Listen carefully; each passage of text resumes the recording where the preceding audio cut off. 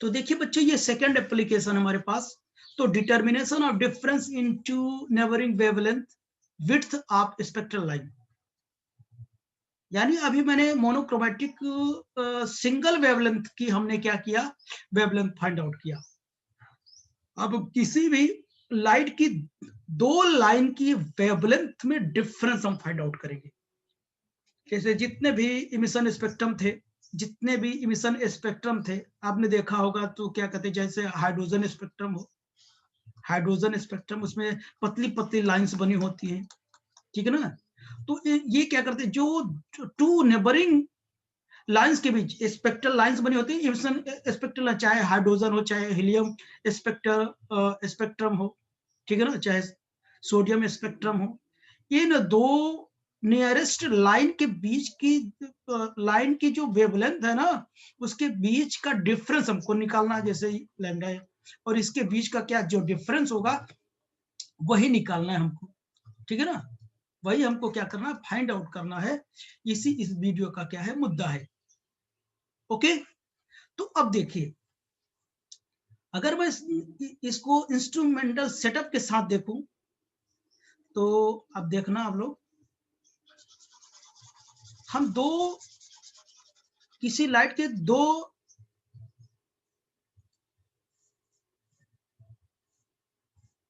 हाँ देखना आ गया, तो सोडियम की मैंने दो लाइन ले लिया, सोडियम डी की दो लाइन की मैंने वेवलेंथ लिया, लैम्डा 1 लैम्डा 2। यहां से देखना आप लोग, पहले इंस्ट्रूमेंटल सेटअप की बात कर लेता हूं। ये हमारा मिरर M1 है, तो ये हमारा मिरर क्या है, M2 है, ठीक।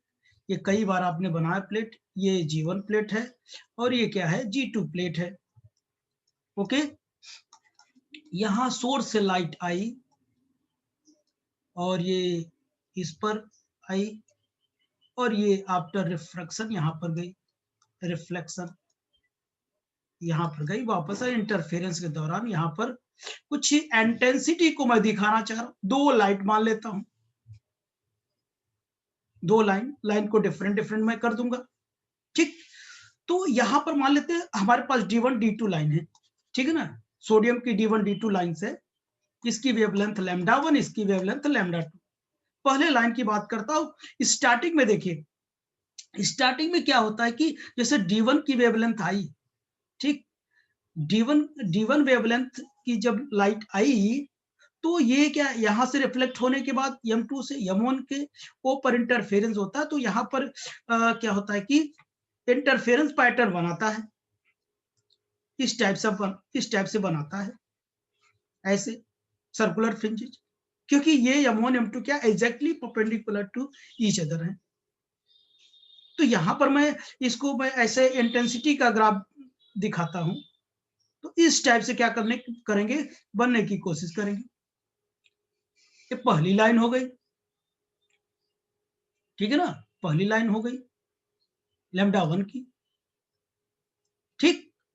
और क्या करते, उसी समय क्या करेगा, देखिए, उसी समय जो दूसरी लाइन होगी उसी पर इजेक्ट बनेगी, उसी पर बनेगी इजेक्ट, दिख रहा है ना, उसी पर बनेगा। यानी या तो दोनों लाइन साथ साथ क्या बनाएंगे, मैक्सिमा बनाएंगे। देखो यहां पर मैक्सिमम इंटेंसिटी, यहां पर दोनों की मैक्सिमम इंटेंसिटी, यहां पर दोनों की मैक्सिमम, और यहां मैक्सिमम इंटेंसिटी एकदम 0 है। तो दोनों लाइन जो हैं एक साथ साथ मैक्सिमम इंटेंसिटी बनाएंगी और एक साथ साथ मिनिमम इंटेंसिटी बनाएंगे, ठीक। अच्छा, अब हम क्या करते हैं, अब यही कंडीशन फिर से लाने की कोशिश करता हूं, यही कंडीशन क्या करते हैं, फिर से लाने की कोशिश करता हूं। तब ये क्या करूंगा, ये मिरर को क्या करूंगा, रोटेट कराना शुरू कर दूंगा, ये मूव कराना शुरू कर दूंगा मिरर को, ऊपर कराए चाहे नीचे कराए, इस मिरर को क्या करूंगा, रोटेट कराना शुरू कर दूंगा। जैसे ही आप इसको रोटेट करवाएंगे, तो जानते हैं इसकी जो इंटेंसिटी होगी, यहां पर देखिए इसकी इंटेंसिटी होगी। तो मान लेते पहले लाइन को व्हाइट से रिप्रेजेंट किया, दूसरी को ये ब्लैक वाली से, तो ये है। तो हो सकता है जब मैं क्या करूं, इसको रोटेट करूं, तो ये ऐसे कुछ मिले, कुछ ऐसे मिले, ठीक, कुछ ऐसे मिले, और दूसरी लाइन कुछ ऐसे आए, ये वाली, ये लाइन कुछ ऐसे आए, ऐसे, उसकी जो थोड़ा शार्पनेस हो जाएगी वो कम हो जाएगी, डिफरेंट हो गया ना, डिफरेंट हो गया ना। और हम देखिए अब डिफरेंट हो गया, अब हम इसे तब तक मूव करेंगे, तब तब तक मूव करेंगे इस मिरर को जब तक कि दोनों की इंटेंसिटी सेम फिर से वही ना आ जाए, जैसे पिछले लेक्चर में किया अभी। तब इसको इतना रोटेट कर दिए, इतना रोटेट कर दिए कि ये इंटेंसिटी फिर से क्या कर गई, इसी पे आ गई, ये इंटेंसिटी फिर से क्या है, इसी पे आ गई। देखिए इसी पर ये वाली लाइन बनी और उसी पर ये वाली कलर वाली लाइन बनी, ठीक, ये वाली उसी पर बन गई फिर से, ठीक ना। अब ये करने पर, ये करने पर मैंने मान लिया, ये करने पर मैंने ये मान लिया कि ये जो फ्रिंज है n बार क्या कर रही, क्रॉस कर रही है, यानी n क्रॉसेस, ये n बार क्रॉस कर रही है, कौन सी, वेवलेंथ λ1 की फ्रिंज जो है, ठीक है ना, n बार क्रॉस कर रही है वही फ्रिंज लाने के लिए। तो इसका नेक्स्ट वाला फ्रिंज कितना क्रॉस करेगा, n+1 फ्रिंज क्रॉस करेगा ना, तो कितनी वेवलेंथ की हो जाएगी, ये λ2 वेवलेंथ की हो जाएगी। समझिए क्या आप लोग। तब आपको एक फार्मूला पता है बच्चों, तो फार्मूला पता है, we know that 2d will be equal to n lambda, जानते हैं क्या, तो पहले वेवलेंथ के लिए इतना हो जाएगा, ठीक, फॉर ये मान ली D1 लाइन के लिए है, या ऐसे लिख सकते हैं फॉर D1 लाइन के लिए, for D1 line, for D1 line 2d will be equal to कितना हो जाएगा, n λ1, for D2 line, D2 line के लिए 2d will be equal to कितना, n+1 कितना हो जाएगा, λ2 हो जाएगा। 1 एंड 2 दोनों को आप इक्वेट कर सकते हैं, 2d will be equal to n λ1 है पहला नंबर, और 2d will be equal to क्या भाई x, एक उससे ज्यादा वाला फ्रिंज की बात हो रही है ना, और दोनों को बराबर कर देता हूं बाई 1 एंड सेकेंड, इक्वेट कर दीजिए, तो क्या हो जाएगा, n λ1 will be equal to n+1 λ2 हो जाएगा, होगा। अब इसे सॉल्व कर लो, क्या करेंगे, n λ1 will be equal to n λ2 plus λ2, तो यहां से इसको इधर उठा लो, n common λ1 minus λ2 will be equal to λ2, यही तो आएगा, यहां से n की वैल्यू निकाल लो, λ2 बाई कितना हो जाएगा, λ1 माइनस λ2 हो जाएगा।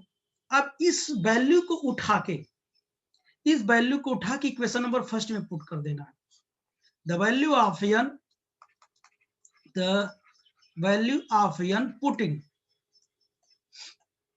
इन 1 में पुट कर दो, कितना हो जाएगा, 2d will be equal to कितना हो जाएगा, यहां देख रहे हो ना, तो λ1 λ2 बाई λ1 माइनस कितना λ2,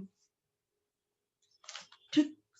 हमको चेंज इन वेवलेंथ निकालनी है, यानी दो पास पास लाइन की क्या करनी है, वेवलेंथ में विड्थ निकालनी है, λ1 λ2 बाई कितना हो जाएगा 2d, ये हमारा फार्मूला हो जाएगा।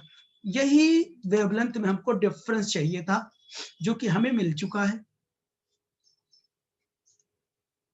ओके बच्चों, अगर मैं ये कह दूं आपसे, अगर मैं ये कह दूं आपसे, आगे चलो, अगर मैं ये कह दूं अभी कितना है, λ1 minus λ2 will be equal to कितना, λ1 λ2 बाई कितना 2d, 2d कितना है, अब मैं आपसे कह दूं if λ1 and λ2 very close to each other, are very close to each other, are very close to each other, अगर बहुत क्लोज हो तो lambda approximate equal to lambda, इसी को मैं लैम्डा के इक्वल लिख सकता हूं।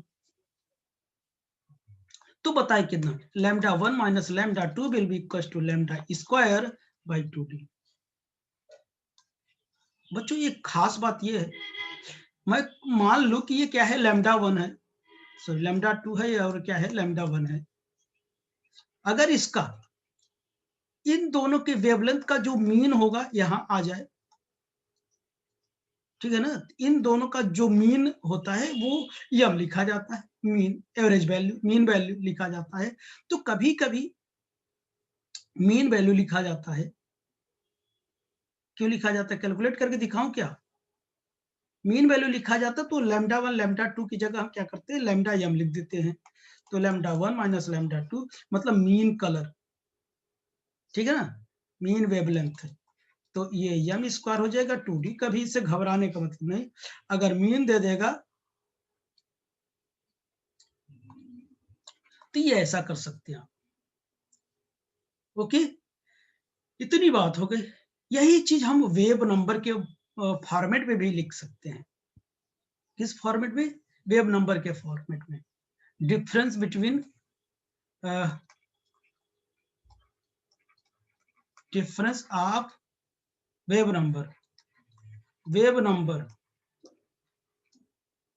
इनटू नेबरिंग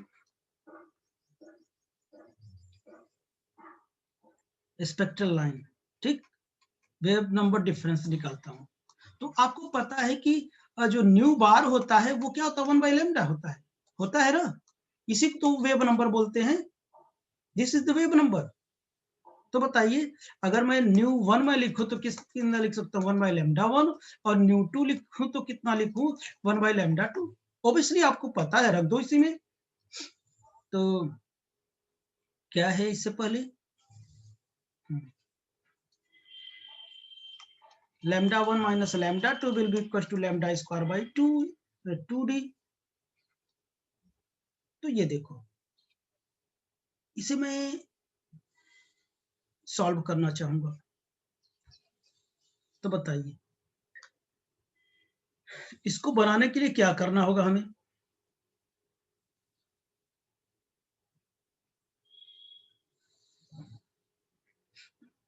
बोलो क्या करूं,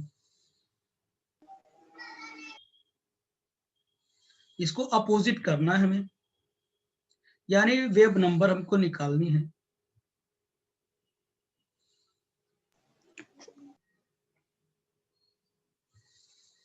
बोलिए, इसे सॉल्व करना होगा हमें, ठीक है ना। तो अब देखिए, तो λ1 माइनस λ2, इसे वही फॉर्मेट में लिखूंगा तो ज्यादा बेटर रहेगा।